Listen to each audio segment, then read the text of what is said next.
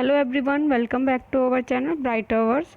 So today we will discuss about your remaining chapters atom and molecules. इसका हम half part पढ़ चुके हैं आपकी लास्ट वीडियो में पार्ट 1 में. आज हम इसका रिमेनिंग पार्ट करते हैं. सो हमने कल डिस्कस किया था एटम क्या होता है, उसकी प्रॉपर्टीज़ क्या होती हैं, क्या क्या आप जो केमिस्ट्री में आप एटम्स यूज़ करते हैं. ओके, तो एटम क्या होता है हम एक बार रिवाइज कर लेते हैं. एटम वो स्मॉलेस्ट पार्टिकल है जिससे कोई भी ऑब्जेक्ट मिलकर बनता है. ओके, तो हम नेक्स्ट स्टार्ट करते हैं. Law of constant proportion. So Lavoisier along with other scientists noted that many compounds were composed of two or more elements and each such compound had the same element in the same proportion irrespective of where the compound came from or who prepared it. It means इन्होंने बताया ये जो scientist हैं कि कौन क्या कर जो कंपाउंड्स हैं वो एक एलिमेंट से मिलकर भी बनते हैं, एक से ज़्यादा एलिमेंट से मिलकर भी बनते हैं. ओके, बट अगर वो सेम एलिमेंट से मिलकर बन रहे हैं और उनका जो रेशियो है, जो प्रोपोर्शन है वो सेम है, तो उसके वो उन्हें और क्वेश्चन अराइज किया कि कंपाउंड कहाँ से बनते हैं और उन्हें कौन प्रिपेयर करता है. So in a compound such as water the ratio of the mass of hydrogen of the mass of oxygen is always 1:8. Whatever the source of water, thus if 1 gram of water is decomposed, 1 gram of hydrogen and 1 gram of oxygen are always obtained. It means इनका कहने का मतलब है कि एक water का अगर हम कंपाउंड बना रहे हैं तो वाटर किसके मिलकर बन रहा है H2 प्लस O2, यानी क्या बना H2O. H2O क्या हुआ वाटर, जो उसकी केमिकल फॉर्मूला होता है वाटर का. हाइड्रोजन ऑक्सीजन से मिलकर बनता है वाटर और उनका रेशियो क्या होता है 1:8. मतलब 1 ग्राम ऑक्सीजन हाइड्रोजन में अगर हम 8 ग्राम ऑक्सीजन मिला रहे हैं तो हमारा क्या बन रहा है वाटर बन रहा है. ओके, और इनका रेशियो ऑलवेज क्या रहता है 1:8. ऐसे ही नेक्स्ट एक लिया है कि similarly the ammonia nitrogens and hydrogens are always present in the ratio of 14:3 by mass. मतलब जब आप अमोनिया बनाते हैं तो उसमें नाइट्रोजन और हाइड्रोजन का जो रेशियो होता है वो क्या होता है 14:3. मतलब आप 14 ग्राम क्या ले रहे हो नाइट्रोजन और 3 ग्राम क्या ले रहे हो हाइड्रोजन, तो उससे क्या मिलेगा बनकर बनेगा 1 ग्राम आपका अमोनिया बनेगा. ओके, सो ये एग्जांपल्स है इसके. नेक्स्ट में हम पढ़ते हैं लॉ ऑफ केमिकल कॉम्बिनेशन. क्या क्या केमिकल कॉम्बिनेशन के लॉ होते हैं.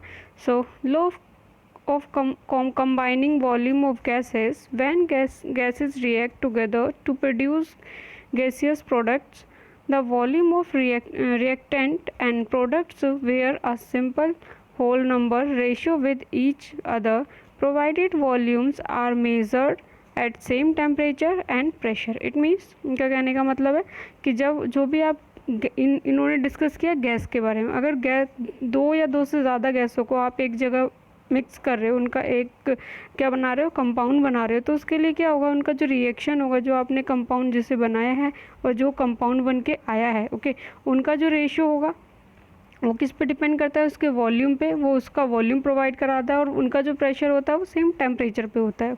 उनका मतलब टेम्परेचर भी सेम होगा और उनका प्रेशर भी सेम होगा. ओके, जैसे इन्होंने एक एग्जांपल लिया हाइड्रोजन प्लस क्लोरीन मिलकर क्या बना रहे हैं हाइड्रोजन क्लोराइड, और यहाँ पे जो रेशियो है वो है 1 लीटर इन्होंने हाइड्रोजन लिया और 1 लीटर क्लोरीन लिया, तो क्या मिलकर बना यहाँ पे हाइड्रोजन क्लोराइड, जो कि क्या हुआ 2 लीटर होगा. और ओके, और इसका रेशियो क्या बना 1, मतलब 1 लीटर हाइड्रोजन 1 लीटर ये और 2 लीटर क्या बन रहा है आपका हाइड्रोजन क्लोराइड.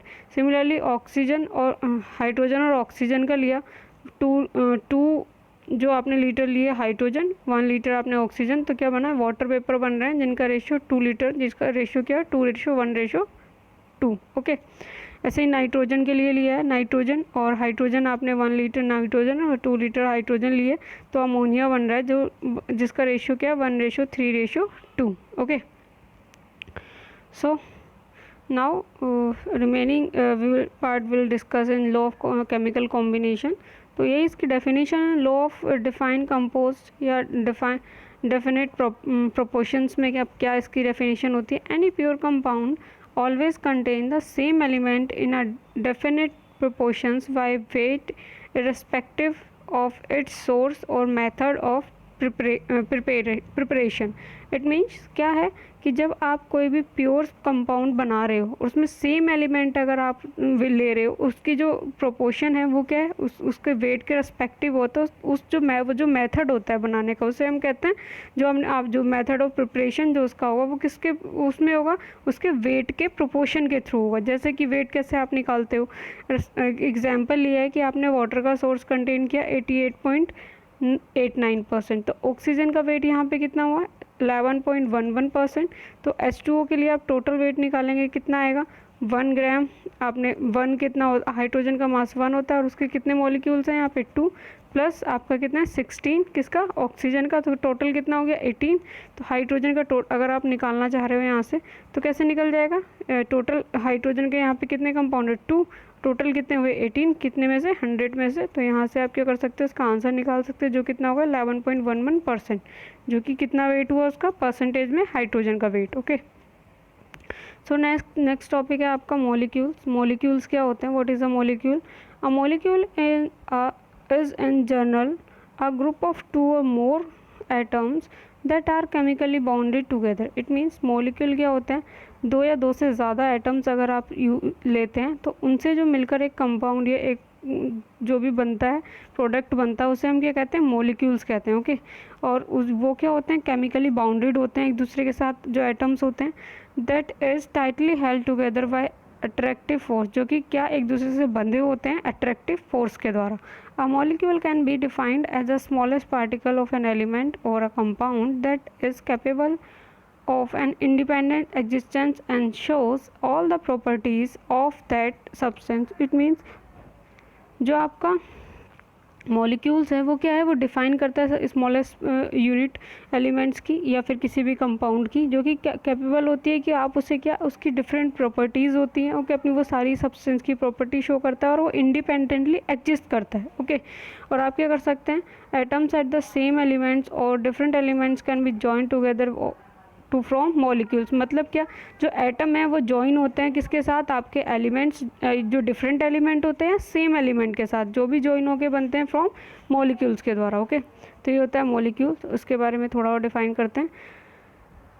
सो फर्स्ट है आपका, a molecule is made up of 2 or more atoms of the same kind of or different kinds chemically combine together. It means या तो सेम टाइप के, आपके सेम टाइप का मतलब क्या हुआ, जैसे हाइड्रोजन H2, यानी यहाँ पे हाइड्रोजन के 2 मॉलिक्यूल एटम लिए गए हैं, राइट, जिससे मिलकर बन रहा है H2। जैसे कि O2 ऑक्सीजन बन रहा है, यानी कि यहाँ पे ऑक्सीजन के कितने 2 एटम्स लिए गए हैं। ओके, तो ये है कि ये सेम भी हो सकता है और डिफरेंट एटम भी मिलकर कंपाउंड बना सकते हैं। डिफरेंट जैसे NaCl, यहाँ पे क्या है NaCl, 2 डिफरेंट कंपाउंड है जो मिलकर एक पूरा कंप्लीट कंपाउंड बना रहे हैं, डिफरेंट एलिमेंट मिलकर। ओके, तो ये भी क्या हुआ, एक कंपाउंड और मॉलिक्यूल हुआ। Then molecules exist in both elements and compound. जो मॉलिक्यूल है वो कंपाउंड में भी एग्जिस्ट करता है और एलिमेंट्स की फॉर्म में भी एग्जिस्ट करता है। Okay, molecules in elements consist of fixed number of one kind of atom only. यानी मॉलिक्यूल क्या कंसिस्ट करता है, उसका जो नंबर होगा वो फिक्स होगा, जो भी आप एटम्स यूज़ कर रहे हो। In some cases 3 identical atoms में contain to form a molecule as is the ozone molecules which is made up of 3 oxygen atom. इसका मतलब जैसे अभी मैंने आपको ऑक्सीजन का दिखाया मॉलिक्यूल्स O2 बना के, ऐसे ही आप ओजोन के लिए क्या कर रहे हो, 3 मॉलिक्यूल्स ले रहे हो, जो कि आपने क्या है ऑक्सीजन के ही पार्ट है। ऑक्सीजन के आपने 3 मॉलिक्यूल्स यहाँ पे यूज़ किए, एक एटम डिफाइन कर जो आपने नया ओजोन बनाने के लिए, और ओजोन मॉलिक्यूल बनाने के लिए आप क्या कर रहे हो, ऑक्सीजन के 3 एटम्स यूज़ कर रहे हो। Molecules in compound consist of a fixed number of 2 or more different kind of atom chemically combined together। मतलब मॉलिक्यूल जो कंपाउंड आप बना रहे हो वो क्या है, उसमें फिक्स नंबर होते हैं 2 या 3, जितने भी आप डिफरेंट काइंड के एलिमेंट्स यूज़ कर रहे हो, और वो क्या होते हैं, कंबाइंड होते हैं एक दूसरे के साथ। ओके, नेक्स्ट आपका क्या है, टाइप्स ऑफ मॉलिक्यूल कितने टाइप के होते हैं, mono atomic molecules, diatomic molecules and polyatomic molecules. आप मोनोएटोमिक्स में क्या करोगे, जो अगर आप एक ही हीलियम का कोई एटम ले लिया, लिथियम का ले लिया, मतलब ये क्या है, सिंगुलर जो एटम होते हैं सिंगल होते हैं, उन्हें आप कहेंगे monoatomic.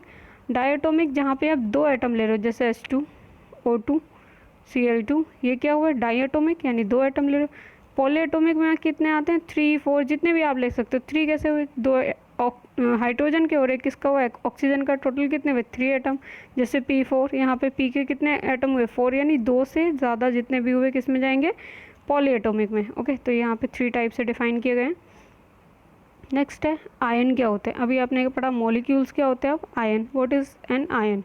So compounds composed of metals and non metals contain charge specially. मतलब क्या है, आपने जैसे कि एक मॉलिक्यूल लिया H2O का, या फिर आप एग्जांपल ले लीजिए NaCl का। NaCl आपने एक एग्जांपल लिया। ओके, तो इसमें क्या होता है, कोई भी अगर आप आयन क्या होता है, मतलब जो भी एलिमेंट्स हैं उनके ऊपर क्या आयनिक चार्ज होगा। जस्ट लाइक Na के ऊपर क्या होता है, पॉजिटिव चार्ज, और Cl के ऊपर क्या होता है, माइनस चार्ज। अगर आप इसे मिक्स करेंगे तभी NaCl बनता है, बट इंडिविजुअली इन पे क्या होते हैं, चार्ज होते हैं, जो कि एक साथ बाद में सेपरेट करके कंपाउंड बनाते हैं। Okay, so the charge species are known as ion. जो ये चार्ज होता है जैसे Na पे प्लस और Cl पे माइनस, उन्हें हम क्या कहते हैं, आयन कहते हैं। आयन्स में consist of a single charge atoms or group of atoms that have a net charge on them. मतलब एक सिंगल, जैसे कि Na पे सिंगल प्लस है, एक सिंगल चार्ज भी कंटेन करते हैं, और Mg अगर आप मैग्नीशियम लेते हैं तो उस पर +2 चार्ज होता है, यानी कि ये एक से ज़्यादा चार्ज भी कंटेन करते हैं। Okay, so an ion can be negatively और पॉजिटिवली चार्ज। आयन क्या निगेटिवली चार्ज हो सकते हैं और पॉजिटिवली चार्ज हो सकते हैं, जैसे कि Na पे पॉजिटिव हुआ और Cl पे निगेटिव हुआ। Okay, a negatively charged ion is called an ions, and the positively charged ions is a, जो नेगेटिवली चार्ज होते हैं उन्हें क्या कहते हैं आप, आयन कहते हैं, और दूसरे को क्या कहते हैं, कैटन कहते हैं। Take for example sodium chloride, जो मैंने अभी आपको एग्जांपल दिया है कि NaCl का Na पे प्लस है और Cl पे माइनस है। इस टाइप के जो चार्ज है, मतलब पॉजिटिव और निगेटिव भी हो सकते हैं, और जितने भी कंपाउंड होते हैं सब पे क्या होता है, उनके एलिमेंट्स पे, आयन्स पे चार्ज, आयन होता है, मतलब चार्ज होता है कोई ना कोई। सो एक और डेफिनेशन पढ़ लेते हैं व्हाट इज एन एटम की। Ion an ion is a charge atoms और मॉलिक्यूल्स। आयन में क्या, आयन क्या होता है, वो चार्ज जो आपके एटम या मॉलिक्यूल पे है वो क्या कहलाता है, आपका आयन कहलाता है। Okay, it is charge because the number of electrons do not equal to number of proton in the atoms और मॉलिक्यूल्स। क्या होता है चार्ज, क्यों आपने सोचा कि मतलब चार्ज क्यों आया किसी भी एटम पे। आपको पता है कोई भी एटम किससे मिलकर बना होता है, न्यूट्रॉन, प्रोटॉन और इलेक्ट्रॉन से मिलकर बना होता है। ओके, तो ये है कि चार्ज कब आएगा, जब नंबर ऑफ जो इक्वल है, इलेक्ट्रॉन जितने भी हैं एक एटम के अंदर, जितने भी आप इलेक्ट्रॉन है और नंबर ऑफ प्रोटॉन है, जब वो इक्वल नहीं होते तो क्या आता है, चार्ज आता है। ओके, चार्ज पॉजिटिव और निगेटिव कैसे चार्ज आता है, an atoms can acquire a positive charge or a negative charge depending on whether the number of electrons in a atoms is generated or less than the number of proton in a atom. मतलब अगर electron और proton, अगर charge कैसे आएगा, अगर number of electron ज़्यादा हैं, okay, as compare to proton, तो आपका क्या आएगा, पॉजिटिव चार्ज। और अगर नंबर ऑफ इलेक्ट्रॉन कम है एज़ कम्पेयर टू, मतलब इलेक्ट्रॉन, नंबर ऑफ इलेक्ट्रॉन ज़्यादा है एज़ कम्पेयर टू प्रोटॉन, तो आएगा पॉजिटिव चार्ज, और नंबर ऑफ इलेक्ट्रॉन कम है एज़ कम्पेयर टू प्रोटॉन, तो आएगा negative charge. Okay, so when an atom is attracted to another atom because it has an equal number of electrons and proton. अगर एक atom एक दूसरे को अट्रैक्ट कर रहे हैं, मतलब उनके पास इक्वल चार्ज है इलेक्ट्रॉन और प्रोटॉन का, the atom is called an ion. जिन एटम को हम क्या कहते हैं, आयन कहते हैं। I hope you understand. Next मैं यहाँ पे आपको एक बता देती हूँ कैसे। जैसे कि एग्जांपल ले लिए हमने, यहाँ 6 प्रोटॉन है, 6 न्यूट्रॉन और 6 इलेक्ट्रॉन। यहाँ नहीं, ये क्या है, इस पर कोई चार्ज नहीं है, ये न्यूट्रल है।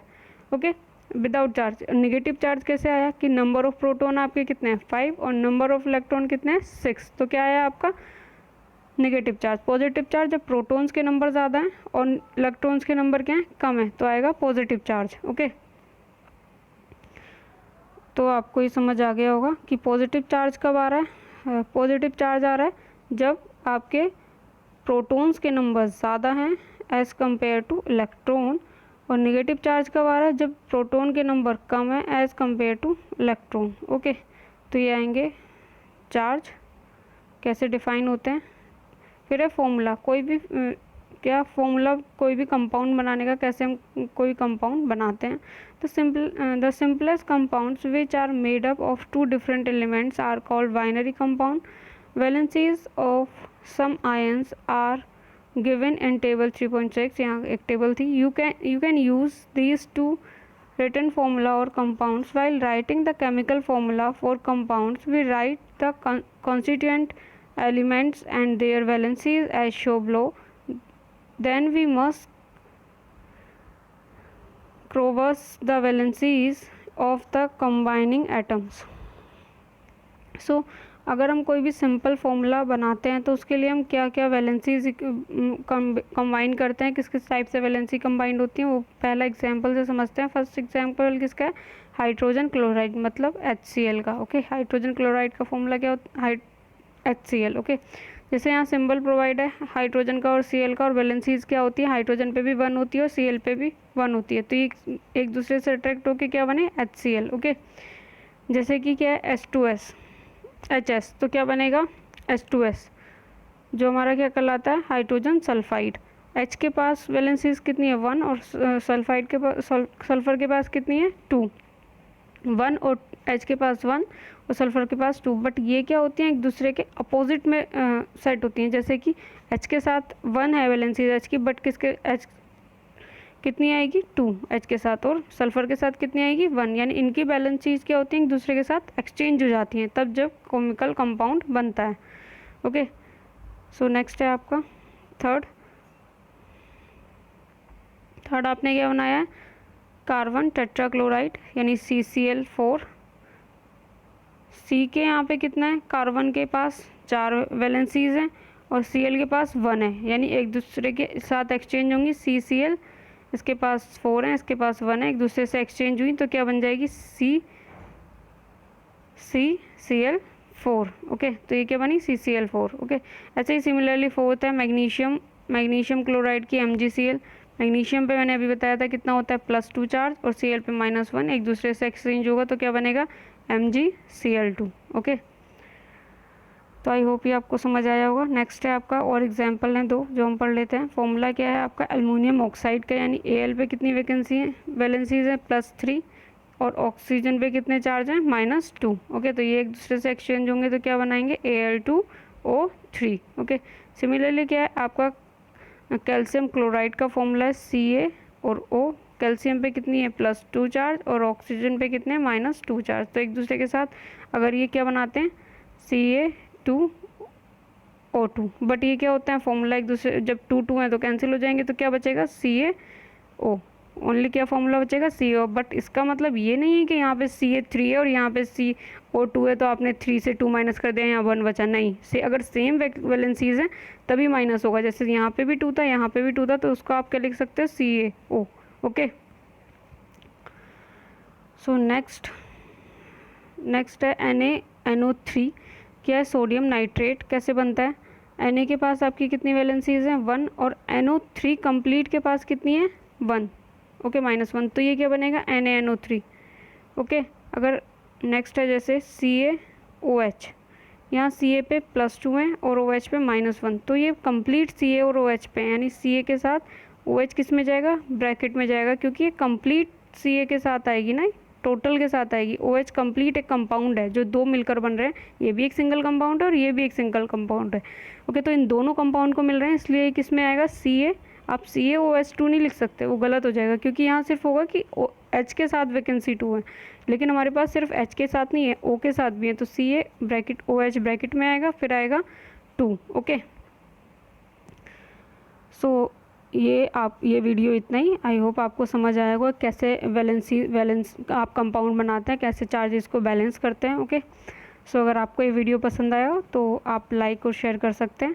So thank you for watching this video.